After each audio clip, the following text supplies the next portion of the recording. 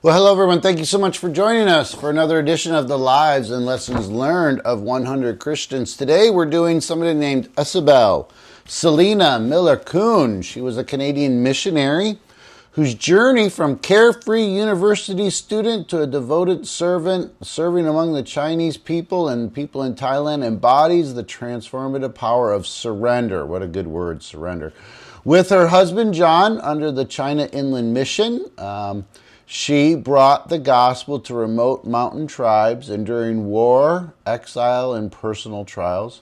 Her autobiographies, By Searching, it doesn't matter what they're all called, blend humor, humility, and raw faith, inspiring generations to trust God's refining fires. As she wrote, God's guidance is plain when we are willing to be nothing. Ooh, love that. God's guidance is plain when we are willing to be nothing. She was born December 17th, 1901 in Toronto, Canada.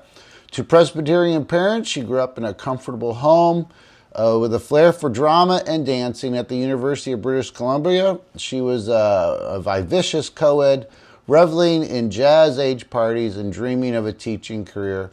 Raised in a Christian home, she attended church, but privately scoffed at faith, embracing agnosticism under the influence of modernist professors. She said, I wanted to live my own life. A turning point came in 1922 after a dance hall date, a midnight confrontation with her mother, praying tearfully for her soul, shattered Isobel's defiance. That night, she read John 3:16 alone, weeping. If Jesus loved me that much, I can't ignore him.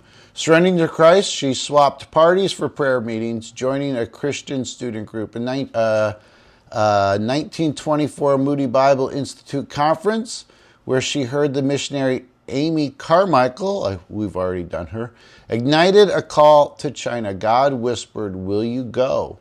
She recalled. She said yes, unaware of the cost. In 1926, she met John Kuhn, a missionary candidate at a Bible conference. They shared a passion for China, and that led to their engagement. But the rules of their mission delayed marriage until both were established in the field. As well as she sailed to China in 1928, training in language school while John served in Yunnan. They married in 1929, beginning a partnership that would shape the Chinese church. They settled in Yunnan's Rigid Mountains, targeting the Lisu, a tribal people scattered across China, Burma, and Thailand. Living in mud-walled huts, she learned Lisu, adapted a rice and chili diet, and trekked perilous trails to share the gospel. She taught women and children using songs and stories, while John preached and translated scriptures. By 1934, they had planted churches in Lusuland with hundreds baptized. Isabella's storytelling gift shown in rainy season schools where the Lusu converts memorized Bible verses under her tutelage. World War II and the Chinese Communist advance brought chaos. In 1942, the Japanese invasion forced an escape over the Himalayas to India with Isobel pregnant. Their daughter Catherine was born safely, but son Daniel later died, strained by Isobel's health. Communist persecution by 1949 shuttered their work. They fled to Thailand in 1950, among the last missionaries to leave China. 20,000 Lisu missionaries remained, their churches enduring Mao's regime. While in Thailand, in Thailand's region, the Kuhns rebuilt there among the Lisu refugees. She focused on literacy, training women to read the Bible, while John established churches. Exhausted by malaria and heart strain, she returned to the U.S. in 1954 for treatment, while leaving John to continue. She never returned to the field, spending her final years writing and speaking. Settling in Wheaton, Illinois, she penned 8 books, including Green Leaf in Drought, about her colleagues under communism. Her talks at churches and conferences drew thousands to missions. Diagnosed with cancer in 1956, she faced death with serenity, writing, If this is dying, it's a grand adventure. She died March 20th, 1957, at age 55, whispering, Jesus is here. Her grave reads, she hath done what she could. Life, obviously lessons from her life. Life marked by trials, war, illness, and the loss of a son. Reflects a faith refined by surrender, going back to that word, surrender.